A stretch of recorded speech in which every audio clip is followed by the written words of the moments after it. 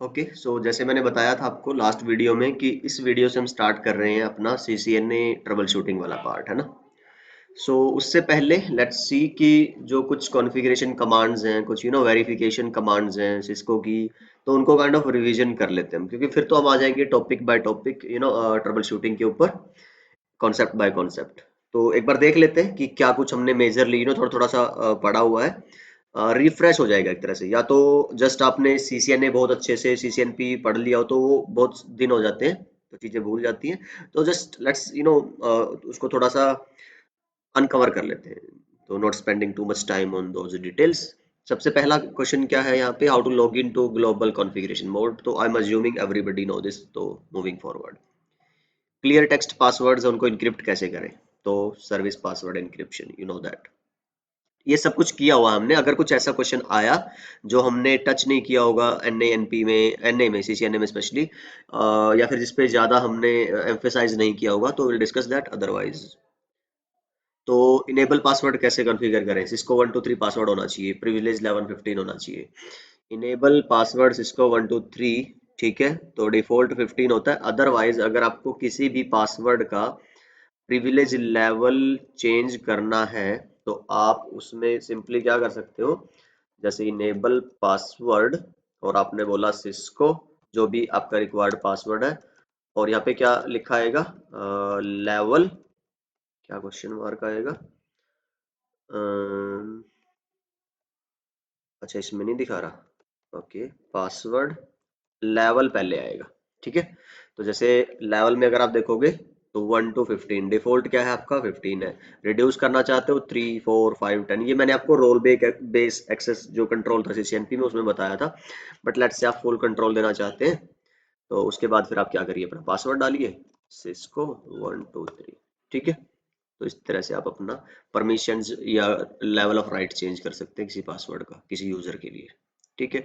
ये है कि आपको जैसे टेलनेट वगैरह में आपको लॉग इन लोकल इनेबल करना है, तो मतलब कि यूजर की परमिशन के बेस पे, एक्सेस राइट्स के बेस पे, अगेन वही रोल बैक एक्सेस जो प्रिविलेजेस रहती है, तो उसके लिए आपको क्या है, कैसे यूजर क्रिएट करने हैं, कैसे उस पे पासवर्ड लगाना है। जैसे इसमें क्या लिखा हुआ है, प्रिविलेज 15 लिखा हुआ है। अगर आप यूजर बेस एक्सेस करते हैं, जैसे आपने एक यूजर बनाया कि भाई एक यूजर है और उसको आप चाहते हो क्या कि वो फुल परमिशन रहे उसके पास, जीरो भी दे सकते हो, वहां पे 1 to 15 था, यहाँ पे 0 to 15 है, ध्यान रखिएगा।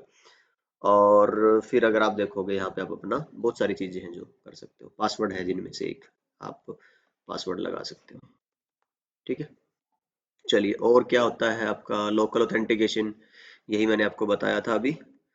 और कैसे लोकल ऑथेंटिकेशन इनेबल करना होता है, आप अपने VTY में जाइए और वहां पे लिखिए लॉगिन में लोकल, ठीक है। तो इसका मतलब क्या हो जाएगा, आपने लोकल इनेबल कर दिया है, मतलब kind of local AAA enable कर दिया आपने। जो ऑथेंटिकेटेड यूजर होगा वही एक्सेस कर पाएगा, ठीक है। How to configure 0 to 4 with password time out, ठीक है, ये हमने कमांड दे दी है यहाँ पे।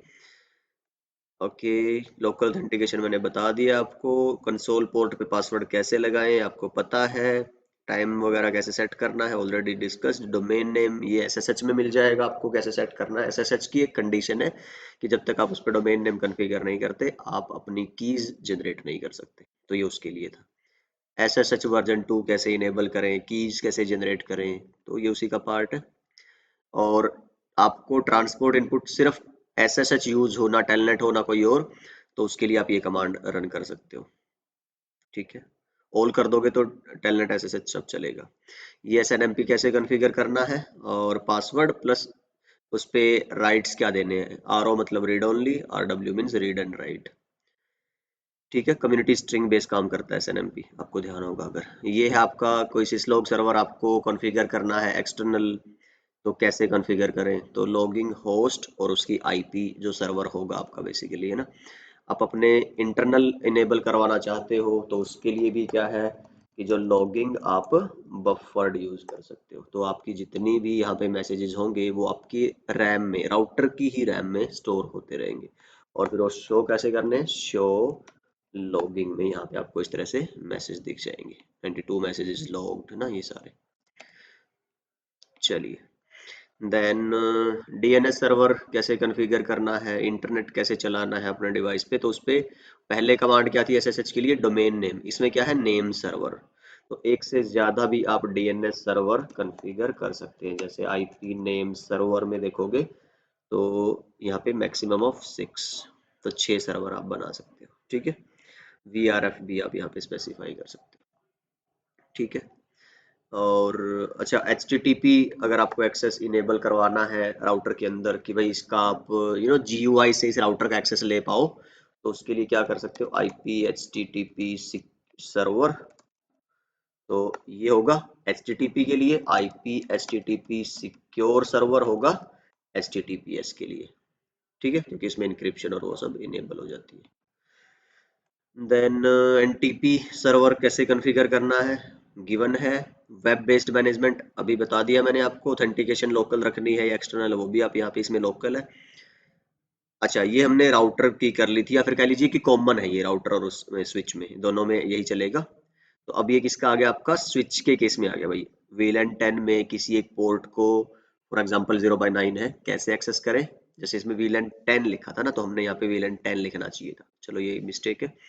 और ऑटो नेगोशिएशन कैसे अप्लाई करें, वैसे तो ये ऑटो ही होता है, बट स्टिल डुप्लेक्स में ऑटो और स्पीड में ऑटो, अगर आप किसी भी इंटरफेस में जाते हो फिर 0/0 तो स्पीड देखोगे, और डुप्लेक्स अगर आप देखोगे तो आपको सब में ऑटो का दिख जाएगा। तो ये ऑटो मीन्स नेगोशिएशन है, ऑटोमेटिकली होगी, अदरवाइज आप फुल या हाफ भी कॉन्फ़िगर कर सकते हैं। वॉइस वीलैन किसी स्विच पे कैसे कॉन्फ़िगर करना, किसी एक पोर्ट को अगर आपने आईपी फोन जोड़ना है उसके साथ, तो उसको एक और एक्स्ट्रा कमांड होती है स्विच पोर्ट वॉइस वीलैन 50। ठीक है, या फिर जो भी आपने बनाई होगी 50 100 है ना। ट्रंकिंग कैसे इनेबल करनी है, वीलैन जो नेटिव है उस ट्रंक पोर्ट पे चेंज करनी है। बाय डिफॉल्ट वो 1 होती है, उसको चेंज करना है 1 2 3 में, और उस पे सिर्फ 10 से लेके 15 तक की जो रेंज की है ना, 10 11 12 13 14 15, वही वीलैन अलाउ करानी है, बाकी कोई नहीं चाहते आप। तो इंटरफेस पे गए, trunk switch port mode trunk manual आपने क्या किया, ट्रंकिंग की, और नेटिव वीलैन चेंज करके किसमें कर दिया, स्विच पोर्ट ट्रंक नेटिव वीलैन 1 2 3, और अलाउड आपने कर दी 10 to 15, बाकी सब डिसेबल रहेंगे। DTP auto negotiation of trunking, dynamic trunking protocol कैसे आपको इनेबल करनी है, इंटरफेस पे जाके मोड बस डायनामिक डिजायरेबल कर दोगे। इसमें अगर आप देखोगे आपने switch port mode trunk manually trunk कर दिया था, यहाँ पे आपने डिजायरेबल किया है, इसका मतलब ये डीटीपी इनेबल्ड है। और नेगोशिएशन हटाने की कैसे है, switch port trunk no negotiate, DTP बंद हो जाएगी बिल्कुल, या फिर उस स्विच पोर्ट को एक्सेस बना दोगे तब भी डीटीपी बंद हो जाएगी, ये हमने डिस्कस किया हुआ है। तो जैसे इसमें देखा है कि LACP दो प्रोटोकॉल होती है इथर चैनल के लिए, ये इथर चैनल का क्वेश्चन है। तो एक LACP और एक PAGP। तो LACP ही ज्यादातर इंडस्ट्री स्टैंडर्ड वही यूज होता है। तो एक्टिव और पैसिव दो मोड होते हैं। एक्टिव होता है आपका नॉन कंडीशनल उसके चैनल फॉर्मेशन के लिए, और पैसिव होता है कंडीशनल चैनल फॉर्मेशन के लिए। तो 7 8 9 एक साथ बनाने हैं, या एक ही उसमें डालने हैं आपको चैनल ग्रुप में, तो रेंज कमांड यूज कर ली। और LACP एक्टिव मोड यूज करना था, तो चैनल ग्रुप, ग्रुप का नंबर और मोड एक्टिव डाल दिया। ठीक है, फिर क्या करना है आपको, यहाँ पे लिखा था चैनल ग्रुप 1 में डाला है, इसलिए ये 1 आया है यहाँ पे। तो पोर्ट चैनल जो बना है नंबर 1, उसको ट्रंक भी बनाना है, और मैनुअल ट्रंकिंग मीन्स आपको लिखना है ट्रंक, वहाँ पे डायनामिक डिजायरेबल नहीं लिखना, डीटीपी यूज नहीं करना। तो port channel 5 switch port mode trunk, और मैनुअल मतलब वो नेगोशिएशन क्या कर दी, बंद, नो नेगोशिएट। ठीक है, इससे आपके जो ऑटोमेटिक मैसेजेस थे, पीरियोडिक मैसेज, वो बंद हो जाएंगे डीटीपी के। एक लेयर 3 स्विच है, उस पे पोर्ट चैनल बनाना है, LACP का एक्टिव मोड यूज करना है, देख लो आपने है ना।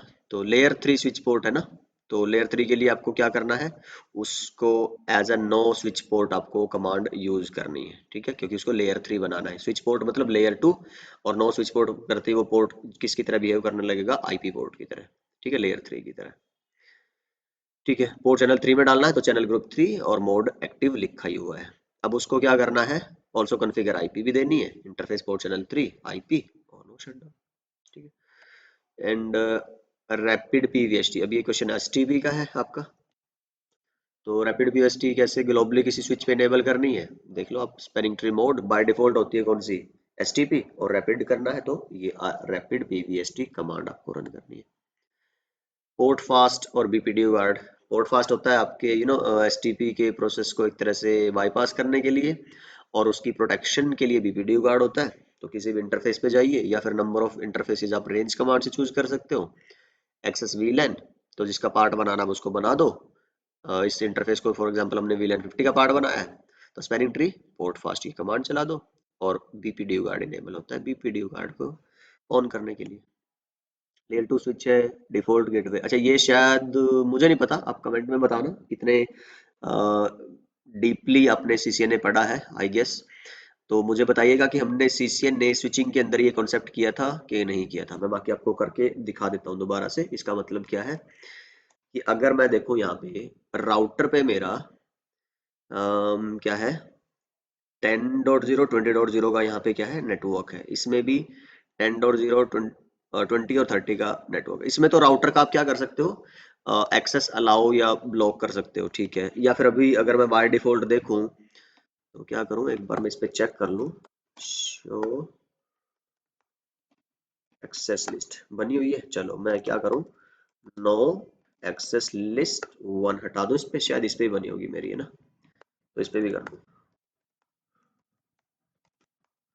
No access list one do show access list, कुछ नहीं है। चलो अभी अगर आप यहाँ पे जाते हो और बोलो कि पिंग करो 192.168.10.1, ये मेरा गेटवे है, पिंग हो रहा है। फिर अगर आप अपने उस साइड के आईपी को पिंग करते हो तो हो रहा है, ठीक है। फिर आप अगर दूसरे राउटर को पिंग करते हो तो हो रहा है। फिर अगर आप 30.1 उधर के राउटर के लैन साइड के इंटरफेस को पिंग करते हो तो ठीक है। फिर अगर आप 30.10 सर्वर को पिंग करते हो तो हो रहा है, सारा पिंग आपका आ रहा है, ठीक है। ये वही सिनेरियो जो हमने लास्ट वीडियो में यूज किया था, ठीक है। अब मैं क्या चाहता हूं कि यार एक ही नेटवर्क है, मान लो ये मेरा एडमिन डिपार्टमेंट है, इन्हीं के पास सारे डिवाइसेस का टेलनेट और एसएसएच का एक्सेस रहे, बाकी किसी के पास ना रहे। तो हम किससे कर सकते हैं आपका क्या बोलते हैं एक्सेस कंट्रोल लिस्ट यूज करके। अभी तो फिलहाल अगर आप देखोगे ये 192.168.10 के नेटवर्क के डिवाइसेस है, ये देखो इस पे 68.10.2 आईपी है। तो क्या ये टेलनेट ले सकता है? मैंने टेलनेट इनेबल कर रखा है राउटर 1 और राउटर 2 पे। तो 192.168.10.1 देखोगे आ रहा है, ठीक है। सिमिलरली अगर 30 का नेटवर्क उसका पीसी आपका टेलनेट ट्राई करता है, R1 की बात कर रहा हूँ मैं, 68 डॉट वो R2 पे लगा हुआ है, देखो आ रहा है। पर मैं चाहता हूँ कि आईपी कॉन्फ़िग अगर आप देखो ये है किसका 30 के नेटवर्क का है ना, तो आप चाहते हो कि सिर्फ एक पर्टिकुलर नेटवर्क वाला बंदा ही उस किसी भी डिवाइस के नेटवर्क में जितने भी डिवाइसेस हैं उन सबको एक्सेस कर पाए टेलनेट या एसएसएच से। उसके लिए हमें पता है एसीएल यूज कर सकते हैं। तो मैं क्या करता हूँ, एक एक्सेस लिस्ट बनाता हूँ कोई भी, और स्टैंडर्ड ही काफी, क्योंकि पूरा एक नेटवर्क अलाउ कराना है, परमिट कराना कौन सा 192, जो भी आपका डिपार्टमेंट होगा वो मैंने 10 मान लिया। फिर इसकी वाइल्ड कार्ड एंट्री देख लो, और आपको पता है बाय डिफॉल्ट क्या होता है आपका, दूसरे जो नेटवर्क होंगे वो डिसेबल या फिर क्या कहोगे डिनाई हो जाएंगे। शो एक्सेस लिस्ट, ये देखो ये लिस्ट में परमिट आया एक, अगर कोई आगे स्टेटमेंट नहीं डाली मतलब बाय डिफॉल्ट इम्प्लिसिटली आगे सारे डिनाई। ट्राई करके देख लेते हैं, अगर मैं यहाँ से ट्राई करूँ टेलनेट आ रहा है, ठीक है। दूसरे साइड जो पहले आ रहा था, ये देखो पहले आ रहा था ना टेलनेट, अब क्या है रिफ्यूज्ड, क्योंकि आपने क्या कर दिया है ACL लगा दिए, राइट, ठीक है। So how to enable CDP globally on a Cisco network device, ठीक है। CDP रन LLDP रन करना है तो LLDP रन, ठीक है। IPv6 की फॉरवर्डिंग राउटिंग इनेबल करानी है किसी भी डिवाइस पे राउटर पे, तो IPv6 यूनिकास्ट राउटिंग। और एड्रेस ऑटो कॉन्फ़िग करना है, आपको पता है इंटरफेस में जाके ऑटो कॉन्फ़िग, ठीक है।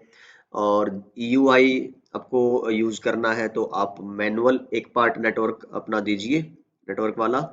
तो 1234 अगर आप देखेंगे ना 2008/DB8 आपका कोलन है, सॉरी 3C4D कोलन, तो ये नेटवर्क का पार्ट दिया आपने। होस्ट का पार्ट आपने बोल दिया /64 में कि भाई 64 नेटवर्क की बिट है, अगली 64 जो होस्ट की बिट्स थी वो उसके लिए आपने लिख दिया EUI64। तो स्लैक फीचर यूज करके अपना मैक एड्रेस जो इस इंटरफेस का है वो उठा के राउटर होस्ट पार्ट पूरा कर लेगा। तो ये अगर आपको ध्यान हो हमने IPv6 में किया था CCNA के अंदर, ठीक है। स्टैटिक रूट कैसे डालना है आपको डेस्टिनेशन विद दिस होप, ठीक है।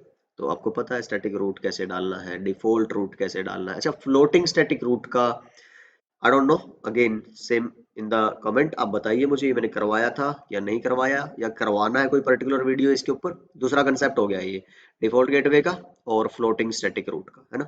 Because in this video I am just giving you this revision material, और अगर आपका ये डन है, ओके रिपोर्ट है, तो फैंटास्टिक, अदरवाइज हम वीडियो बना लेंगे और आई गेस उसको सीसीएनए वाले में ही ऐड कर देंगे। डिफॉल्ट रूट का हो गया।